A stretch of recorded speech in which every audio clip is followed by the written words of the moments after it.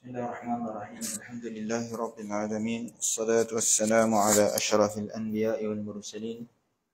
Sayyidina Maulana Muhammad wa ala alihi wa sahbihi ajma'in. Subhanaka la ilma lana illa ma 'allamtana innaka antal alimul hakim. Rabbi shrah li sadri wa yassir li amri wahlul 'uqdatam min lisani yafqahu qawli. Rabbi yassir wa la tu'assir ya karim. Rabbi tammin bil khair. Allahumma salli ala Sayyidina Muhammadin an-nur al-mudhhib bil isyani bi nurihi wa ala alihi fi kulli lamhatin wa nafasin 'adada ma wasi'ahu ilmullahi thumma amma ba'd. Assalamualaikum warahmatullahi ta'ala wabarakatuh. Alhamdulillah, syukur kita kehadiran Allah Subhanahu wa ta'ala. Kita dipertemukan oleh Allah Ta'ala dalam cara hidup baru sikit tuan-tuan kan. Lain sikit pada sebelum ni. Kita dah dibenarkan untuk merapatkan sejadah, bukan saf sebelum rapat lagi. Sejadah baru rapat. Itu pun ramai yang bising kan. Pula ni 9 ni orang rapat macam ni, orang lain boleh rapat elok ya kan. Tuan-tuan yang dirahmati Allah, maka dalam masalah ini dia berkaitan dengan banyak perkara. Kita di Jabatan Mufti, sebelum ini pun kita dah berkali-kali memohon untuk dirapatkan saf. Ada orang kata, Ustaz tolong jawab masalah ni, dia kata. Ini semua kerja Ustaz lah ni. Semakin menjarakkan saf. Dah pula macam ni lah, bukan ini yang Nabi ajar kepada dia. Kita dah berulang kali mencadangkan. Dan keputusannya bukan terletak pada tangan kita. Terletak kepada banyak pihak. Daripada MKN,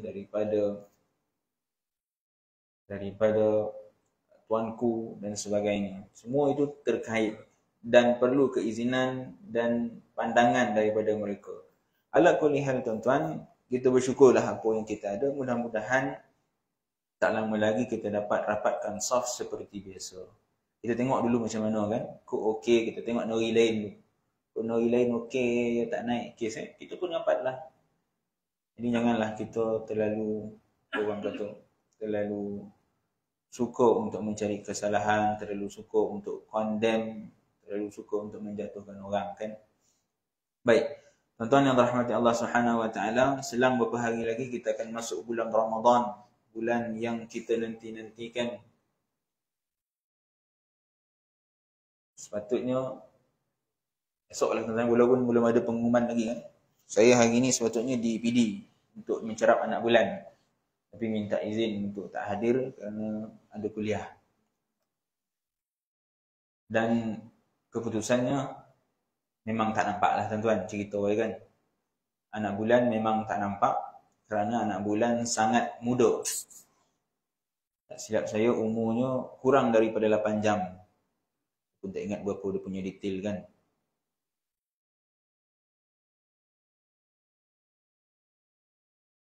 Anak bulan umur dia 5 jam 7 minit. Dia punya altitude ketinggian daripada ufuk 1 darjah. Dia punya lengkungan elongasinya adalah 3 darjah. Maka ia tidak mencapai kriteria sebagai anak bulan yang boleh disabitkan sebagai bulan Ramadan. Ini cara penetapan anak bulan lah tuan-tuan ya. Saya saja nak cerita sikit supaya tuan-tuan nampak gambaran. Dan tahun ini kita ada sedikit perubahan keputusan fatwa kita di seluruh negeri, di negeri-negeri dalam Malaysia, bahawa penetapan Aidilfitri dan Aidil Adha adalah berdasarkan imkan ru'yah. Namun sekiranya anak bulan kelihatan, maka kita akan mengikut kepada anak bulan. Faham tak tuan-tuan? Dia tak nampak sikit kan? Kita cerita sikit tentang penilaian anak bulan supaya tuan-tuan dapat gambaran, supaya kod lah, ini kod tuan-tuan ya. Saya bukan kata confirm, semuanya terletak kepada penyimpan Maha Besar Diraja. Mereka yang akan umumkan, kita hanya beri pandangan. Kod lah, tahun ni raya tiba-tiba kan. Sepatutnya raya tahun ni bila tuan-tuan?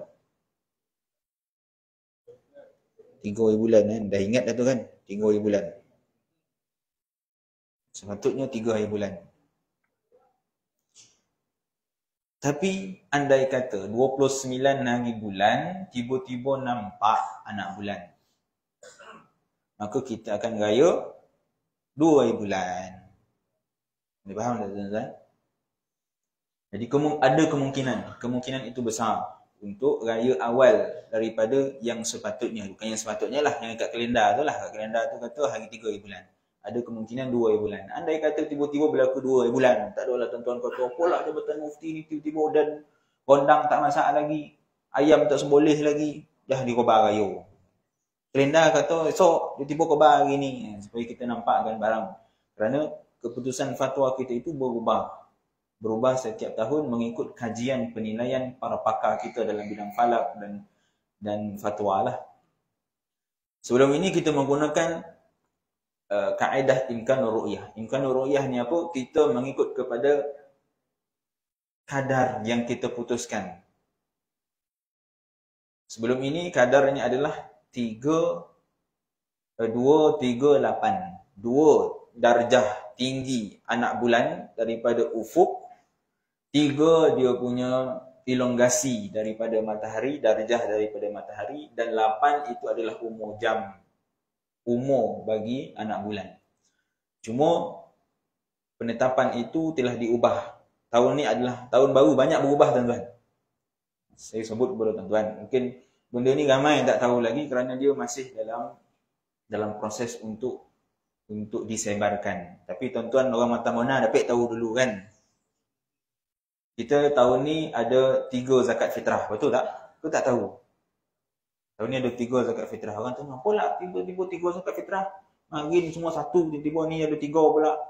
Berapa ringgit? 7 ringgit. 40 ringgit dengan 21, betul ke? Kau 10 ringgit. Saya pun tak ingat lah, tapi ada 3 lah. 10 ringgit je.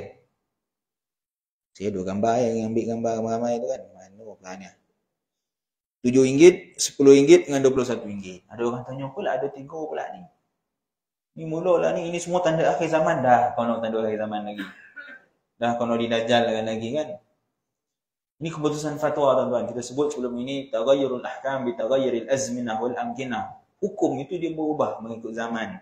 Bila kita kaji lagi, kita nampak yang lebih luas. Ada pandangan ulama yang memudahkan. Bila ada berlaku satu masalah, kita kena selesaikan masalah itu.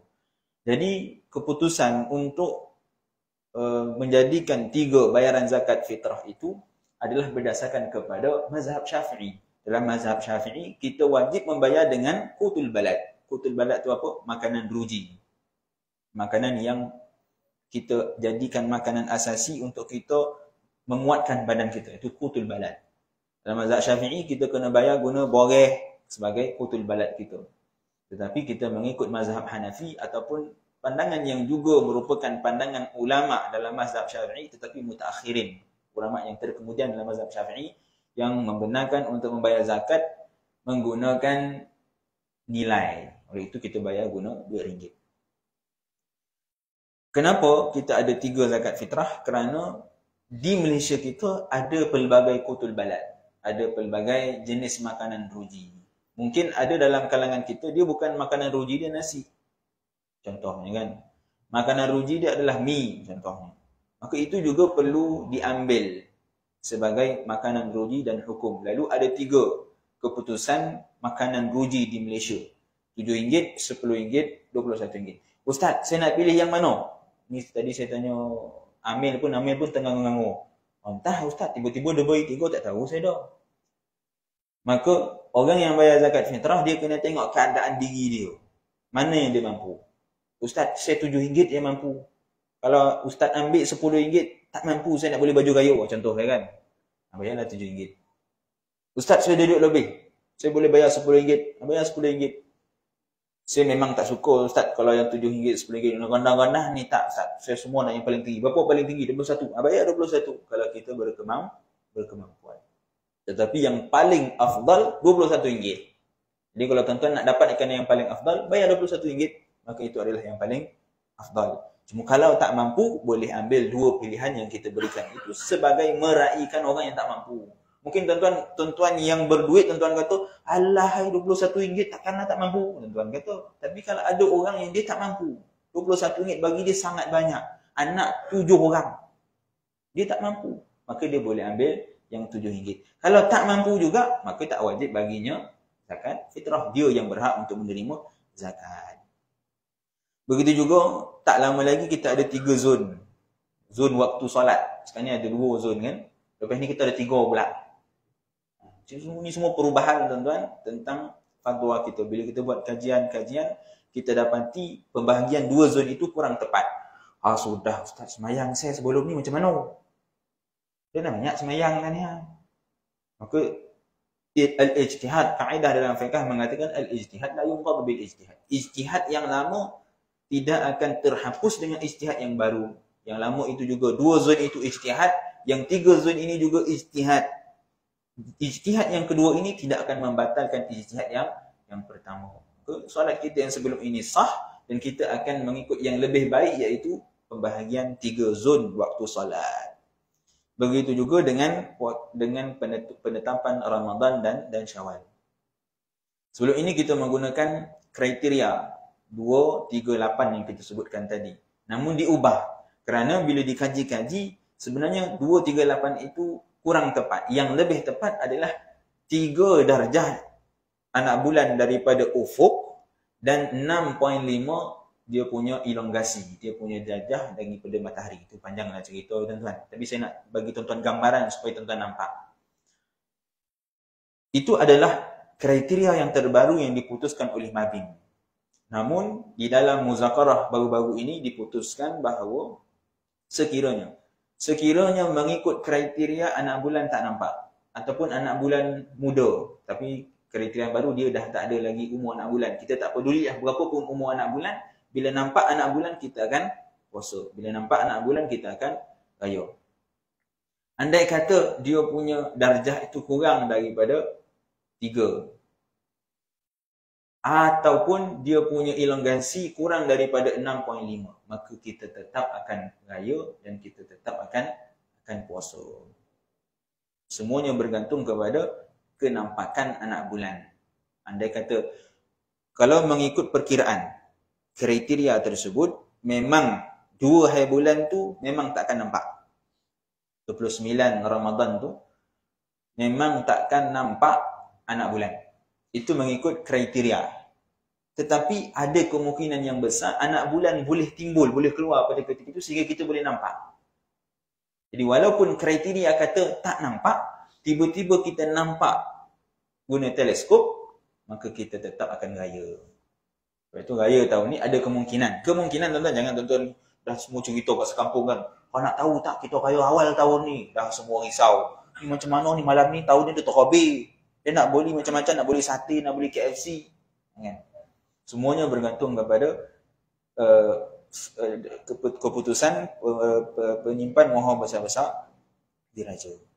Cuma tuan-tuan mungkin kita akan ni lah yang tengok tu tahulah kan. Yang tahu awal tu tahulah. Yang tak tahu tu kena tunggu penyimpan mohon besar diraja. Okey. Tiba-tiba pergi kat situ kan. Saya cuma nak bagi gambaran tentang kita nak masuk bulan Ramadan. Banyak perkara yang kita kena ulang kaji sebenarnya. Tentang bab puasa, perkara-perkara yang membatalkan puasa. Tambahan hari ni banyak pula benda-benda baru. Contohnya swab test. Batal tak puasa? Ada orang kata batal.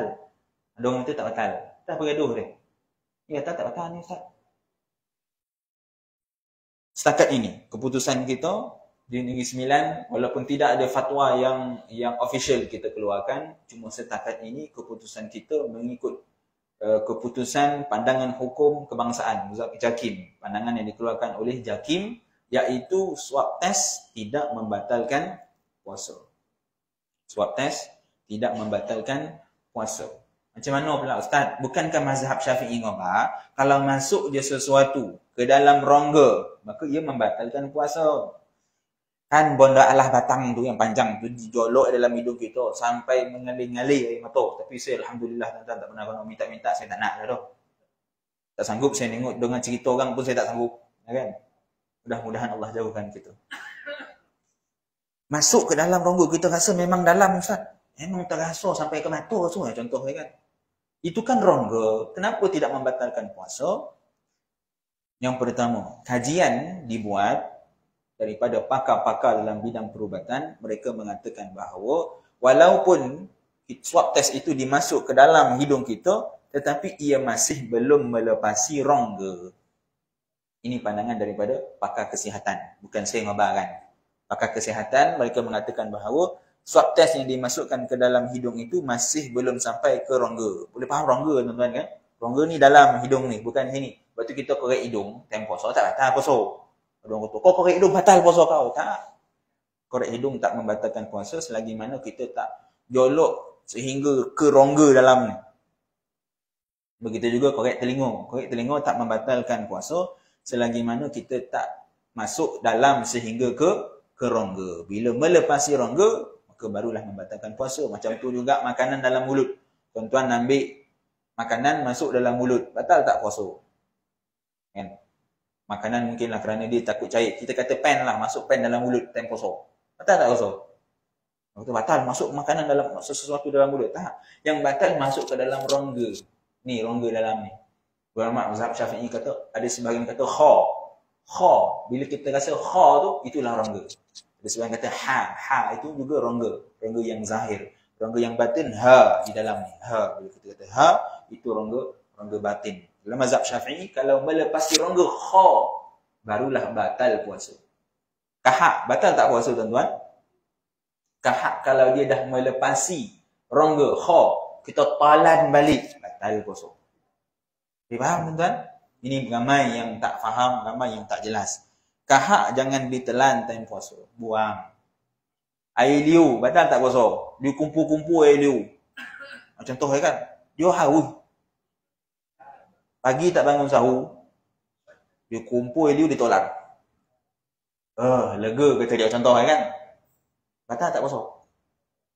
Batal tak? Saya nak tanya tuan-tuan ya. Ramai yang batal kan? Jawapannya tak batal tu. Tak batal. Cuma hukumnya makruh. Sebab apa? Sebab dia belum keluar daripada mulut. Kalau dia keluar mulut, ini minta maaf lah, memang contohnya memang menggelikan sikit. Dia keluar daripada mulut, disodot dia balik. Batal.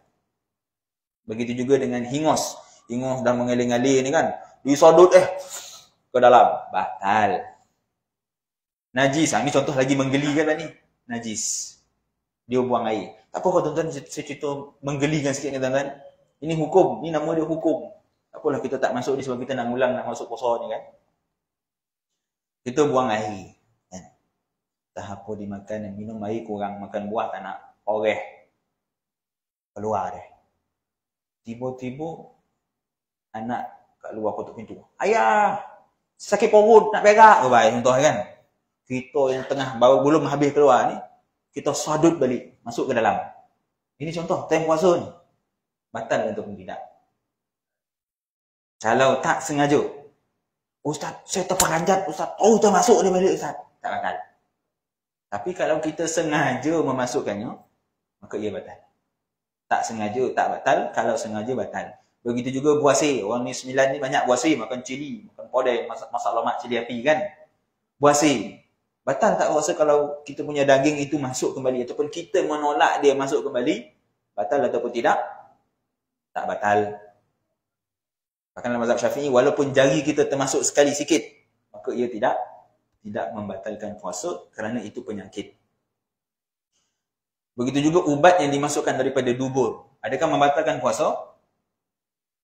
Banyak masalah ni tuan-tuan. Sebenarnya kita bincang tentang perubatan. Sangat banyak.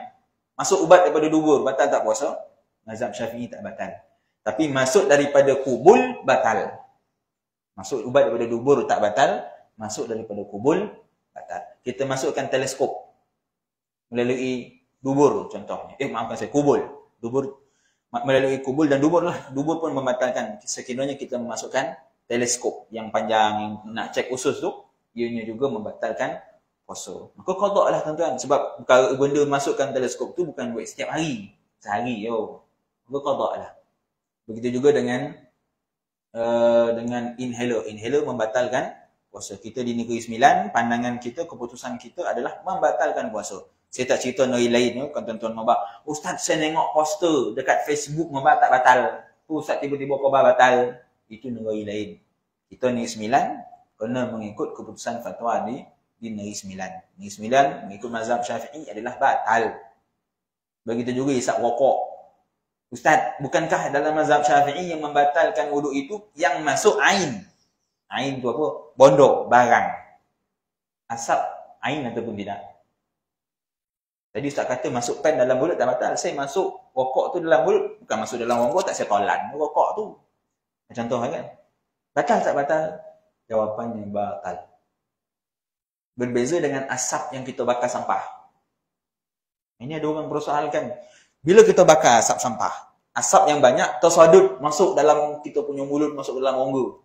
Ataupun kita tengah naik motor, tiba-tiba orang bakar sampah, kita buka mulut, masuk asap tu dalam kita punya mulut, contohnya. Batal ataupun tak? Tak batal. Tapi apa pasal rokok batal? Rokok tu kan asap juga. Nah, ini kenapa rokok batal?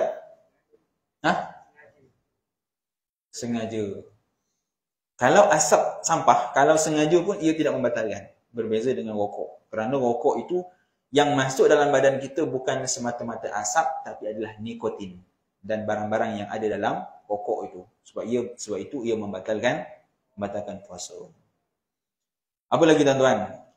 Ubat jantung yang diletak di bawah lidah, adakah membatalkan puasa? Tak batal. Ubat jantung tidak membatalkan puasa. Ambil vaksin time puasa, batal tak? Tak batal. Kerana kita bukan cocok kat rongga, kita cocok di bahu. Bahu ini bukan rongga. Sama juga ambil darah. Ambil darah batal tak? Tak batal. Cuma makruh. Kenapa? Bila darah yang banyak keluar daripada badan kita, kita akan menjadi lemah. Bila lemah, kita takut kita tak mampu nak teruskan puasa, oleh itu makruh. Dan ia tidak membatalkan puasa. Begitu juga bekam. Bekam tidak membatalkan puasa, tetapi hukumnya adalah makruh. Balik pada swab test tadi kan. Ada khilaf. Ada yang kata batal, ada yang kata tak batal. Keputusan muzakarah kita kebangsaan mengatakan bahawa ianya tidak membatalkan. Kerana kita mengikut pandangan mazhab Maliki. Mazhab Syafi'i batal. Kerana yang masuk itu adalah ain ke dalam rongga. Kalaulah ia masuk ke dalam rongga. Kalaulah ia benar masuk ke dalam rongga, menurut mazhab Syafi'i batal. Tetapi andai kata kita mengambil pandangan daripada pakar kesihatan yang mengatakan sebenarnya tak masuk pun sampai rongga, ia hanya luar daripada rongga, maka ia tidak membatalkan hatta dalam pandangan mazhab Syafi'i. Kerana yang batal adalah masuk ke dalam rongga. Cuma kadang-kadang dia berbeza orang yang membuat swab test. Kadang-kadang dia masuk dalam, kadang-kadang dia tak masuk sangat dalam. Jadi melihat keadaan masing-masing. Kalau kita rasa memang dia dah masuk ke dalam rongga, nak selamat ikut mazhab Syafi'i batal. Tapi Ustaz, saya kena buat swab test, saya pelakon contoh kan, adalah dalam ni pelakon, kena buat swab test setiap hari contoh, takkan saya nak qada Ustaz. Maka pada ketika itu boleh mengambil pandangan mazhab Maliki yang mengatakan bahawa sekiranya yang dimasukkan itu adalah ain dan dikeluarkan kembali, maka ia tidak membatalkan puasa. Kalau barang itu adalah benda yang keras seperti swab test, dimasukkan dan dikeluarkan kembali, dalam mazhab Maliki tak batal. Mazhab Maliki kalau kita totolan batu, kan, kita keluarkan balik batu tu, ia tak membatalkan puasa. Boleh faham tuan-tuan? Jadi dia mengikut kepada keadaan masing-masing. Kalau nak berhati-hati, nak ihtiyat, maka anggaplah ianya batal dan qada'lah apabila telah selesai Ramadan. Baik. Kita masuk sikit ni tuan-tuan, kita habiskan bab janabah. Ada apa soalan tuan-tuan tentang Ramadan? Tak ada, kita tahu kepada kitab ya. Ada satu masalah, dialisis. Dialisis batal tak? Dialisis tidak membatalkan wuduk. Keputusan kita adalah dialisis tidak membatalkan puasa. Air masukkan air dalam mata ketika puasa, batal tak? Tak batal. Tapi masuk ubat telinga batal. Kerana telinga adalah rongga. Mata itu bukan rongga. Walaupun bila kita masuk, kita pakai celak, kita masuk air terasa dekat tekak kita, ia tetap tidak membatalkan puasa kerana rasa itu dia tidak membatalkan. Rasa tidak membatalkan. Sebab tu ibu-ibu bila dia rasa makan batal tak? Tak batal. Rasa makanan. Ibu-ibu saya cakap ya, bukan ayah-ayah. Ni dia bila puasa dia lapar. Yang tak apa yang. Hari ni dia abang yang rasa. Dia lapar. Dia pula tiba-tiba mengada-ngada nak rasa. Maka yang mengada-ngada ini tak boleh. Yang dibenarkan hanya kepada yang perlu untuk merasa, maka puasanya tidak batal. Dan tidak makruh. Kalau yang sengaja yang tadi tu tiba-tiba mengada-ngada nak test, maka hukumnya makruh tapi tidak sampai membatalkan puasa. Begitu juga bila kita masuk air dalam telinga, kan orang tua kita ngajar masuk air telinga kita buat apa? Ambil air masuk kan balik. Maka itu juga membatalkan puasa. Tak boleh buat tuan-tuan ya. Dalam waktu puasa tak boleh memasukkan sesuatu apapun ke dalam rongga. Jadi nak buat macam mana ustaz? Kotuklah sampai dia keluar. Jangan dimasukkan air kembali ke dalam telinga kerana ia akan membatalkan puasa. Ya.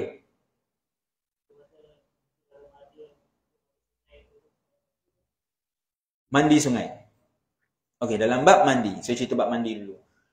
Ada mandi yang keperluan, ada mandi yang tidak keperluan. Mandi keperluan ni apa? Kita biasa di Malaysia ni 2 kali mandi sekali. 2 kali mandi sehari. Itu biasa normal lah. Bila ada orang mandi 3 kali sehari ataupun 4 kali, maka itu dianggap sebagai mandi tabarrud, mandi yang dia untuk menyegarkan badan. Kalau mandi yang diperlukan 2 kali ini, mandi yang memang diperlukan pagi dengan malam kita mandi, termasuk air ke dalam rongga, termasuk ya, bukan kita masukkan tadi macam telinga tadi, dia termasuk. Tengah-tengah mandi tiba-tiba terasa lah masuk air dalam kan, saya tak salah Ustaz, dia yang masuk bukan saya yang telan, contohnya kan, air tu masuk dia kata, maka itu tidak membatalkan. Tapi kalau mandi yang tabarrud, mandi saja-saja, 5 kali sehari bulan puasa dia mandi, dan dia panik. Ni pula tengah musim panas kan. 5 kali. Maka kali ke-5 ataupun kali ke-3 dan ke-4 bila dia mandi termasuk. Ini termasuk, bukan sengaja masuk. Sengaja masuk confirm batal. Termasuk pun dia akan membatalkan puasa. Okey. Masuk kepada mandi kolam. Okey. Mandi kolam. Mandi kolam itu jenis yang pertama ataupun jenis yang kedua? Jawapannya jenis yang kedua. Dah pekojo pula bulan puasa nak mandi kolam. Orang suruh banyakkan ibadah. Kau sibuk mandi kolam, mandi sungai, buat apa? Jadi tidak ada keperluan. Maka andai kata tengah mandi-mandi termasuk air ke dalam rongga, ianya membatalkan puasa. Begitu juga kontut dalam air pun membatalkan puasa. Dia faham tuan-tuan? Tak payah dalam kolam pun. Contoh tuan-tuan ambil baldi, tuan-tuan duduk dalam baldi tu. Tiba-tiba tuan-tuan kontut dalam tu. Contoh kan? Tetap membatalkan puasa. Sebab apa tuan-tuan? Sebab bila kita buang angin, dia akan menyedut kembali yang air di dalam, air yang ada keliling kita. Maka itu menyebabkan air masuk ke dalam rongga dan sekaligus menyebabkan batalnya kita punya puasa. Jadi hukum mandi kolam ketika puasa, adakah haram ataupun harus? Jawapannya harus. Dia tak haram, tak berdosa tuan-tuan mandi kolam. Jangan tuan-tuan nampak orang mandi kolam, kau berdosa, kau tengah puasa kau mandi. Tak. Dia tak haram. Tetapi apabila termasuk air, maka ia membatalkan puasa. Termasuk. Dia main air seronok-seronok, tiba-tiba termasuk air ke dalam rongga, maka ia membatalkan puasa. Dan hukum mandi kolam ketika bulan puasa adalah makruh. Makruh. Dia tak sampai kepada haram. Okey. Boleh tu tuan-tuan ya. Kita ambil sikit tuan-tuan kitab begitu. Habiskan bab mandi janabah. Kita dah cerita tentang perkara-perkara yang menyebabkan wajibnya mandi janabah.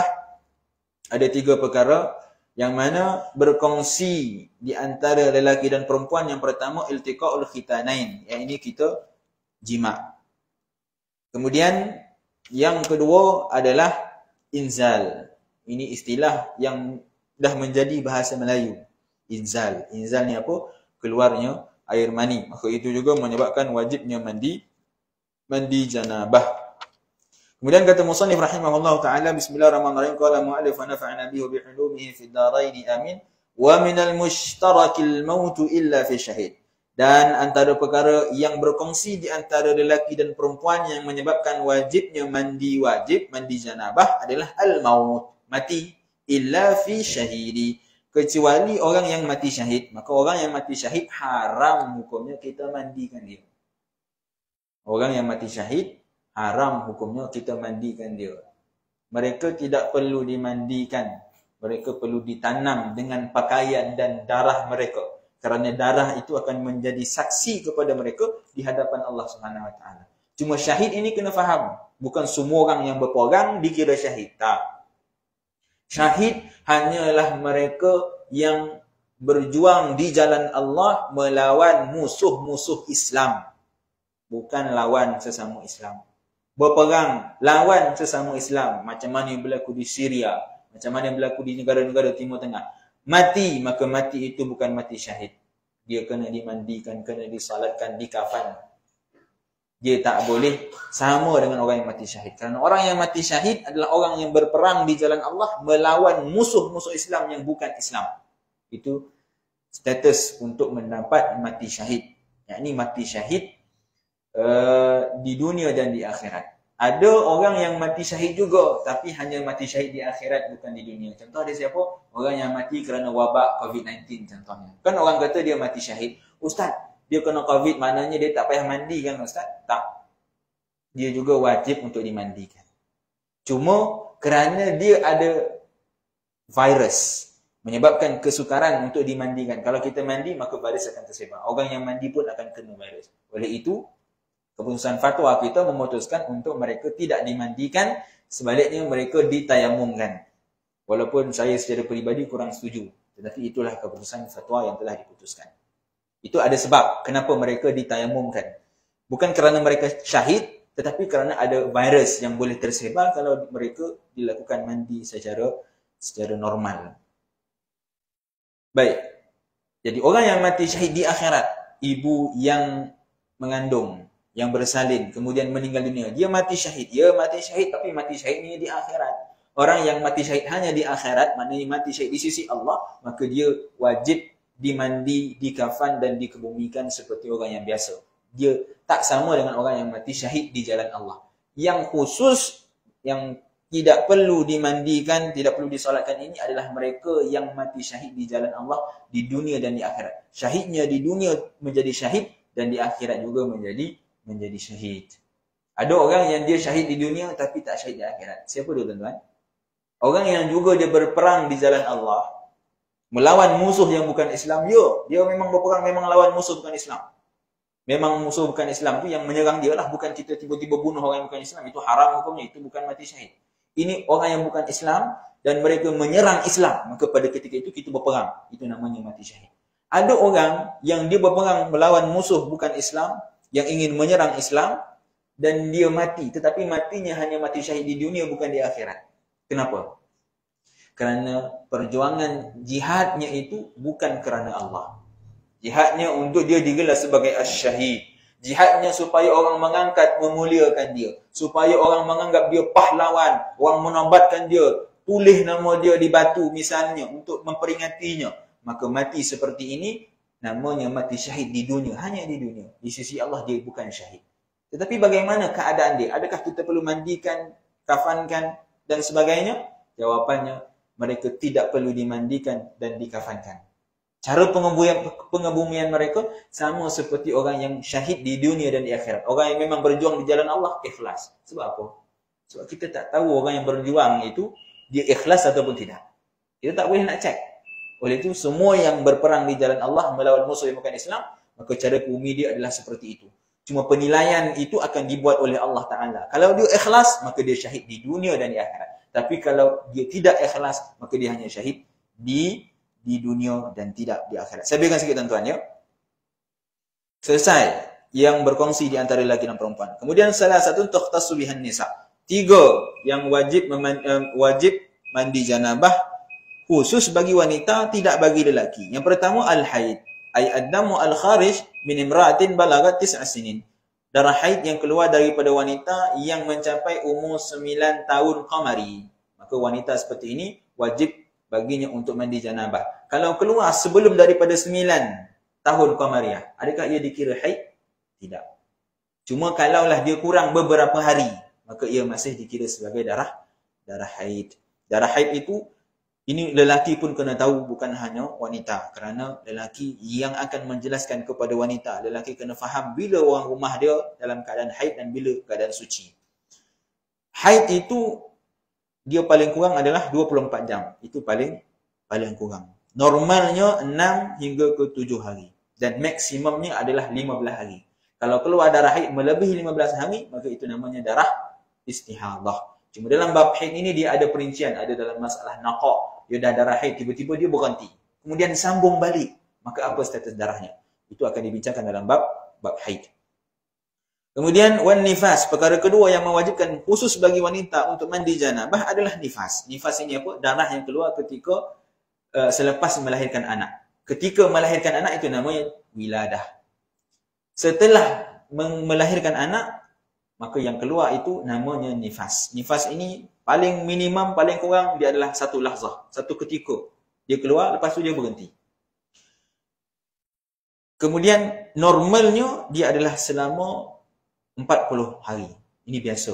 Keluar darah nifas selama 40 hari setelah bersalin. Maksimum paling lama adalah 60 hari. Maka lebih daripada itu, ia bukan lagi darah nifas. Cuma, kalaulah dah bersalin, tak keluar darah, melebihi daripada 15 hari, maka itu bukan lagi darah nifas. Itu adalah darah haid. Ini kena faham untuk kita jelaskan kepada orang rumah kita.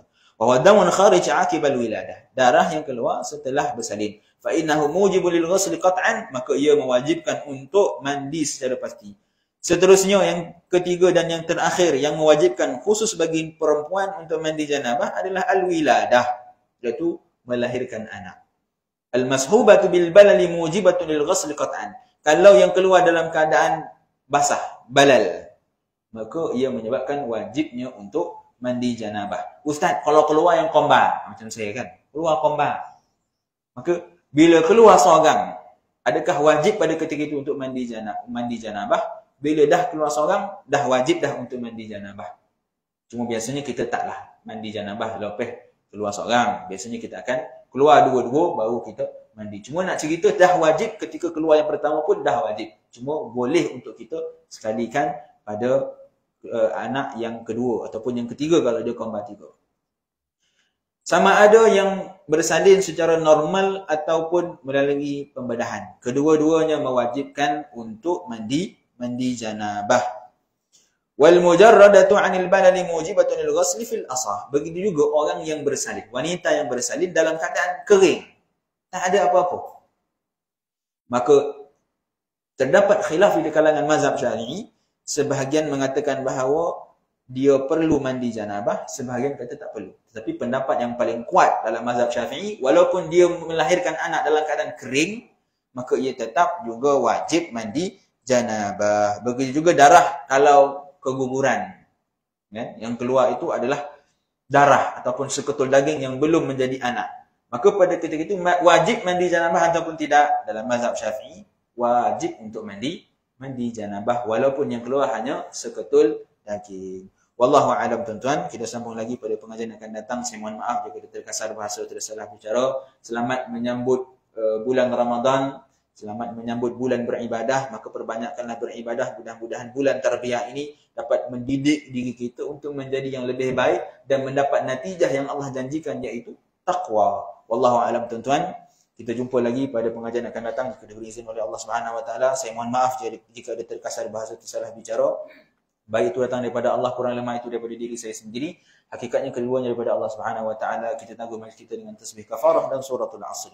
Subhanakallahumma bihamdika asyhadu an la ilaha illa anta astaghfiruka wa atubu ilaik. Bismillahirrahmanirrahim. Wal 'asri innal insana lafi khusr illa alladhina amanu wa 'amilus salihati wa tawassaw bil haqq wa tawassaw bis sabr. Assalamualaikum warahmatullahi taala wabarakatuh.